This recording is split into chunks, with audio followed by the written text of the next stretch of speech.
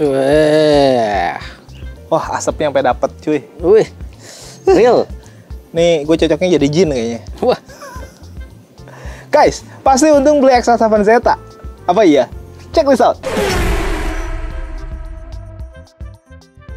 Halo guys, welcome back to our channel Infomotif. Balik lagi sama gue Mahtum. Sekarang gue lagi ada di Suzuki Pusat di Pulau Gadung, di Jalan Raya Bekasi, seberang terminal Pulau Gadung. Nah, di belakang gue sekarang ada XL7 Zeta. Tadi gue bilang pasti untung ya, men? pasti. Ya pasti untung lah. Kenapa bisa gitu? Yang pertama, karena kita warga plus 62, yang dipertimbangkan pasti harga ya. Harga dong. Ini harganya kan masih murah banget ya, di bawah 300 juta, belum dipotong cashback, dan di antara XL7 yang lain, ini adalah XL7 paling murah. Yoi. Udah itu aja dah, itu udah pasti untung. Cuman kan nanti akan di-compare ya. Ya oke lah, oke sip, oke sip, oke. Murah ya. Tapi emang yang lain-lainnya dapat juga nggak? Ntar banyak kurangnya, ntar kelengkapannya juga minim, ntar gitu. Ntar nggak nyaman. Wah. Ntar nggak keluarga banget gitu. Emang tipikal mobil yang keluarga banget itu apa sih, men? Yang pasti punya keluarga. Ya itu. Udah. Cukup sampai situ. Nih guys ya, tampilannya. Pertama, walaupun ini paling murah, kita tetap dapat tampilan yang kurang lebih mirip sama tampilan tipe tinggi ya, men. Yoi. Kenapa bisa gitu? Ini nanti akan gue jelasin mana yang ditambahin secara manual, mana yang emang udah dapat dari sananya. Yang di bagian depan sini semuanya udah dapat langsung dari sananya. Dari Suzuki-nya langsung tanpa perlu ditambah-tambahin. Kelengkapannya sudah cukup lengkap. Sama bahkan tampilannya seperti varian tertinggi di atasnya lah. Antena short pole sampai ke bagian bawah, engine hood juga sama. Di perlampuan juga sama. Dia lengkap pakai LED seamless multi reflektor. Kelibet ya gue ya? Kelibet. LED seamless multi reflektor. Nah, gitu. Tapi siapapun kalau ngomong itu cepet agak susah deh. LED seamless multi reflektor. Nah, itu bisa. Oke, balik lagi ke lampu. Dia sudah ada manual levelingnya, men. Bedanya di sini minusnya belum ada auto headlamp-nya aja. Auto headlamp itu apa sih? Nah, dia itu lampunya tuh bisa mati sendiri ketika terang dan hidup sendiri ketika gelap, di setting di auto gitu. Nah, ini belum ada. Ya, itu canggih lah. Itu fitur ya. Nah, di sini memang belum ada. Tapi kan itu sebenarnya nggak terlalu yang signifikan banget. Yang penting itu sebenarnya lebih ke ada manual levelingnya itu, men. Manual leveling itu penting. Gue mau bilang pintar tadi. Itu penting ya. Jadi, sometimes tuh kita butuh lampu yang nyorotnya agak ke atas. Atau pengennya agak turun. Karena kalau mobil penuh banget bawa barang, belakang tuh pasti kan agak turun mungkin sedikit gitu. Lampu tuh biarpun cuma sedikit nih, sudutnya itu akan ngaruh banget tuh ke visibilitas dari si driver. Nah, bisa dinaik turunin itu sesuatu banget. Sesuatu. Dan ada di area juga. Terus bagian bawah juga tetap dikasih fog lamp dengan housing yang lumayan gede, sama seperti desain varian-varian yang tinggi lah. Di sini juga sama, dikasih undercut warna silver. Fix sama. Bedanya, nah ini, di bagian grill aja. Tapi ini bukan sesuatu kekurangan ya, ini cuman bagian lain dari sebuah desain aja. Di sana di blackout, di sini di chrome-chromein. Nah, ini masalah selera nih. Ada orang-orang yang lebih suka main chrome begini karena dianggap lebih mewah. Kalau teman-teman beli mobil dengan harga murah karena varian terendah, tapi tampilannya bisa tetap mewah, kan untung ya. Di bagian samping nggak kalah lengkap ya. Untuk varian paling bawah, dibikin desain two-tone polish machining gini menurut gua justru keuntungan tersendiri karena terlihat lebih mewah. Bukan hanya sporty ya, tapi kelihatannya ya mewah aja gitu. Ukuran bannya 195/60, ringnya ring 16. Jadi untuk ukuran mobil-mobil kalau SUV ini cukup proper lah. Pengereman juga pakai cakram, profil bannya dia pakai Dunlop. So, di bagian kaki untuk varian terendah ini menurut gua menguntungkan bisa dapat kayak gini. Di atasnya juga ada over fender yang lumayan gede, khas dari sebuah SUV. Untuk di kaca spionnya juga udah dilengkapin sama lampu sen nih, cakep lah. Memang dia belum auto folding, tapi di bagian dalam pengaturannya sudah elektrik dan menurut gue ini cukup lah. Nah, ini nih, gue mau jelasin. Di sini sudah dilengkapin talang air, aslinya mah belum ada. Nah, ini biasa dilengkapin langsung sama salesnya nih, terutama sama Om Adi. Gini-ginian mah nanti teman-teman tinggal bilang aja, nanti dilengkapin. Jadi lebih lengkap lah ya. Nah, di bagian atas tetap dikasih roof rail karena kan ini adalah mobil SUV ya. Kayak gini-gini penting nih. Mungkin teman-teman mau ada yang tambahin roof rack tuh yang batang-batang gitu, atau roof box yang lebih rapih gitu. Jadi biar bisa masukin barang-barang semuanya di atas. Di dalam mobil cuman penumpang aja. Itu kan lebih bikin lega di dalam juga ya. Handle pintu. Nah, dia kuncinya belum keyless ya, men. Gimana pun juga nyolok tetap lebih enak menurut gua. Enak dibandingin mencet. Yoi. Apa artinya bisa mencet-mencet tapi nggak bisa nyolok? Wow.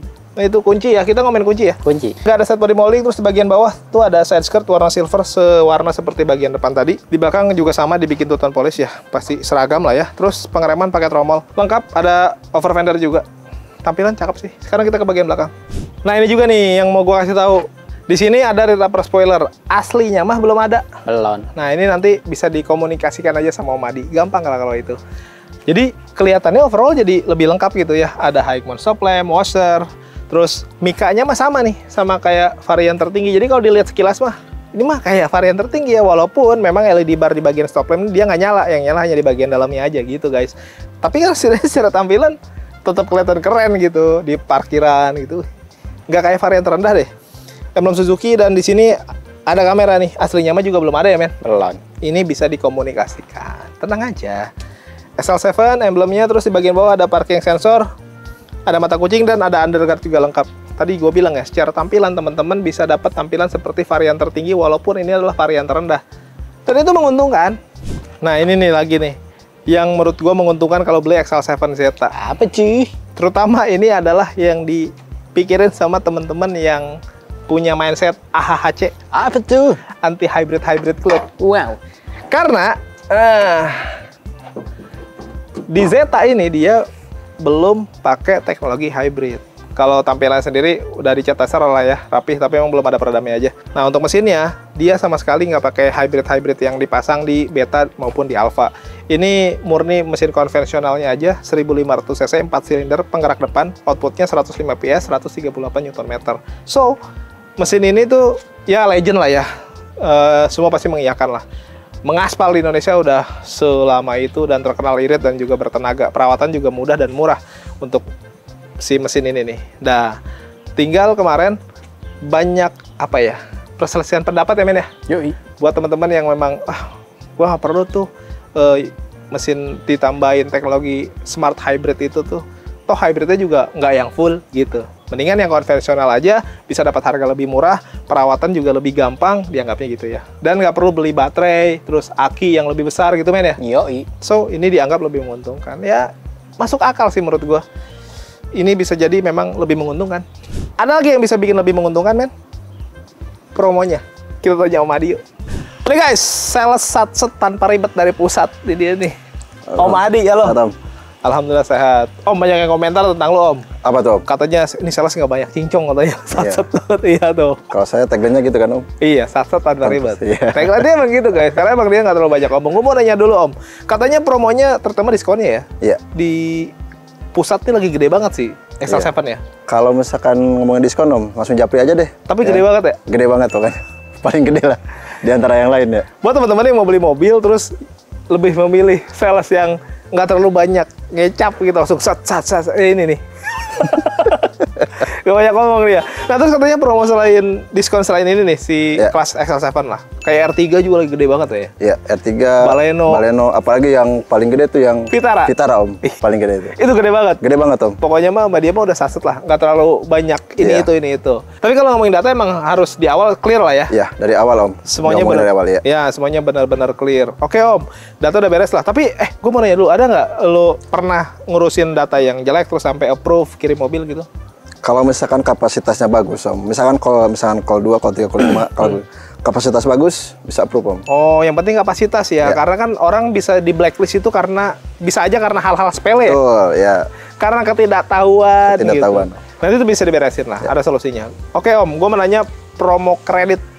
Kredit, kalau kredit itu bunga mulai dari 0% Om. Tanpa bunga berapa lama? Tanpa bunga, 1 tahun. 1 tahun, dapat asuransi tetap? Tetap oris malah. Oris malah, oke, terus? Terus bisa cash bertahap. Gimana? Jadi cash bertahap itu 50 Om. Oh, 50-50. 50-50 ya. Jadi kalau tahun ini teman-teman bayar 50%, nanti bayar lagi 50% tahun depannya. Di Desember 2025 Om, baru bayar lagi. Pokoknya jaraknya setahun lah ya setahun guys. Lah, ya. Nah, itu tetap dapat asuransi? Tetap oris Om. Nah Om, tenor paling panjang berapa lama? Tenor paling panjang 8 tahun Om. 8 tahun bisa 8 ya? tahun bisa. Nah, gue mau nanya ini Om. Gue bisa rekomendasiin ini nih, kalau ada teman-teman yang punya DP 25 atau 30%, terus tenor 3 sampai 5 tahun, katanya bisa dapat bunga yang rate minim banget itu ya? Ada Om. Itu bisa ya? Bisa Om. Nah, gua saranin sih yang itu guys. Nanti bisa hitung-hitungan detailnya gimana, simulasinya gimana, nanti kontak Om Adi aja ya. Dan DP juga mulai dari Ya 15% bisa. 15% bisa. Itu yang rendah ya? Paling rendah itu. Paling rendah segitu tuh. Jadi bisa benar-benar low banget. Tapi kalau teman-teman punya DP lebih, saran gue yaitu tadi Ya. 25% lah. Itu approval juga lebih mudah ya Om? Ya. Approval mudah, bunga juga lebih minim. Jadi kelebihan bayarnya nggak terlalu banyak. Oke, nanti untuk detailnya langsung kontak Om Adi aja. Nah, test drive gimana? Kalau test drive di kita kan pusat Om. Ya, Paling lengkap lah. lengkap. Lengkap Om. Harus ke sini atau Om Adi siap nyamperin? Kalau misalkan customer nggak bisa ke sini, saya datang ke rumah. Ah, itu fleksibel aja Fleksibel lah. Nah, terus kalau trade in, Trade in. tukar tambah. Tukar tambah kita di Suzuki ini ada auto value. Ada tambahan cashback Om. Di luar cashback unit. Iya. Tambahan lagi. Tambahan lagi. Yang artinya itu harga mobil teman-teman bisa lebih tinggi tuh. Iya. Karena dapat subsidi tambahan tuh tadi. Ada tambahan lagi. Di luar cashback unit malah. Jadi double cashback nih. Terus katanya mobil lamanya masih bisa dipakai ya? Maksimal 1 minggu Om. 1 minggu masih bisa dipakai Iya. sampai mobil baru datang. Iya, betul. Ah, itu juga menarik. Jadi teman-teman nggak terlalu pusing masalah mobilitas nih ya. Ya. Oke, Om, kalau service warranty gimana Om? Servis warranty. Kalau servis ini sampai 50.000 km. Ah, Kalau untuk waranti mesin 3 tahun atau 100.000 km Om. oke. Nah itu gratisannya itu jasa servis part ya? Ya. Semuanya lah. Lawan CKD. Ah, yang rakitan Indonesia lah ya, Iya. termasuk si Axel Saver ini. Iya, Dan betul. itu berlaku di semua bengkel resmi. Jadi teman-teman selama kurang lebih 50.000 atau nggak nyampe 3 tahun lah ya? Ya. 3 tahun kurang tuh. Itu udah nggak usah bayar-bayar tuh. Ya. Kalau teman-teman beli mobil ini kan, ya talang air belum talang ada, air, spoiler, ya ya. kelengkapan lah. Belum ada kamera gitu. Ada teman-teman request gitu supaya Iya. bisa nggak? Om? Bisa Om. Bisa. Aman, itu bisa diatur nanti. Ah, yang penting teman-teman clear di awal aja ya. Nanti di awal punya request apapun lah. Mungkin kalau talang air mah nggak terlalu penting. Terus spoiler juga saya nggak butuh-butuh banget. Saya mintanya ini nih, gitu boleh ya? Ya, boleh. Nanti yang penting ngomongin di awal aja Ya. biar clear. Oke Om, ada IG atau medsos, katalog digital dan lain-lain? Kalau IG ada di bawah ini Om. Nah di bawah sini nih bisa lihat. Di situ juga ada track record penjualan dari Om Adi, dia ngirim mobil dan lain-lain. Ya. Karena kalau beli dapat rekomendasi via online gini, teman-teman yang mau beli juga harus lebih aware nih ya. Tuh. Dan harus lihat buktinya dulu, dan itu bisa dibuktiin langsung dari IG-nya Om Ya. Adi. Nanti bisa cek aja di situ. Om, ada yang mau disampaikan lagi? Oh, paling itu aja Om. Cukup? Cukup Om. Nah, nggak banyak ngomong nih. Oh, iya. Tadi juga gue mulu yang ngomong. Ya udah, makasih. Ya, Om. Ditunggu WA dan telepon dari teman-teman. Kita lanjut review unitnya guys. Come on.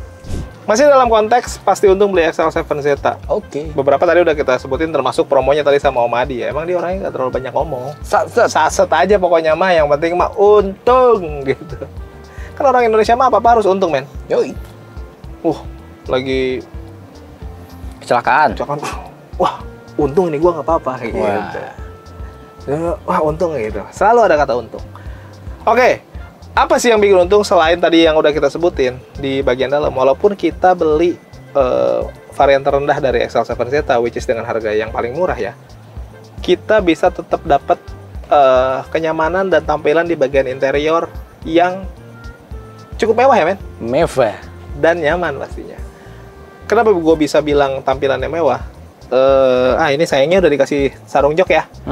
Aslinya nih kalau nggak pakai sarung jok, di bagian pinggir-pinggirnya sini udah dipakein kulit, dan di bagian tengahnya dia bahan fabric, sama persis seperti jok di varian-varian tinggi yaitu Beta dan Alpha. Itu aja udah untung tuh. Lu beli harga murah tapi tetap dapat yang sama. Belum lagi guys, lu bisa dapat tampilan di bagian depan nih, finishing dark charcoal kayak gini sama silveran sebagai housingnya sampai ke bagian door trim. Sama, sekali lagi sama nih ya, seperti varian tertinggi. Jadi varian terendah nggak dikurangin. Biasanya kan kalau yang varian bawah malah kasih plastik aja dah gitu. Cukup sakit nya Cukup. plastik kan nama juga varian terendah gitu. Nah di XL7 enggak nih, tetap dikasih tuh. Nice. Terus di bagian sini juga ada, di bagian armrest ya, ada bahan empuk-empukan nih buat naruh siku, jadi nggak terlalu sakit lah. Di bagian setir juga nih, walaupun memang belum ditambahin kulit, tapi pemilihan setir dengan flat button gini menurut gua kelihatan lebih sporty aja nih, lebih sangar lah. Dan pencet-pencetannya juga tetap ada nih, steering switch di bagian kiri, Bluetooth teleponnya untuk pengaturan audio dan telepon, ngangkat telepon gitu-gitu deh. Nah, untuk manual levelingnya posisinya ada di sini ya. Walaupun di sini tetap ada dummy-dummy kosong karena itu tadi ada teknologi-teknologi yang ada di Beta maupun Alpha memang nggak ada di sini, seperti cruise control, automatic idling start stop yang kayak gitu-gitu tuh nggak ada tuh. Di sini full rata-rata konvensional. Tapi menurut gue ini nggak masalah lah, karena fitur-fitur yang penting seperti keselamatan juga di sini tetap lengkap ya. Tadi udah kita lihat remnya sudah pakai cakram, ada ABS-nya juga, ABD, terus airbag juga lengkap ada seat belt, apa namanya men? Iya teh. Headrest. Sandaran hulu. SH Bantal. enggak headrest nih. lengkap gitu guys. Nah, AC-nya juga nih di bagian sini sudah ada max cool-nya ya, dan sudah digital pastinya. Jadi walaupun tanpa auto climate, max AC menurut gue juga udah cukup lah.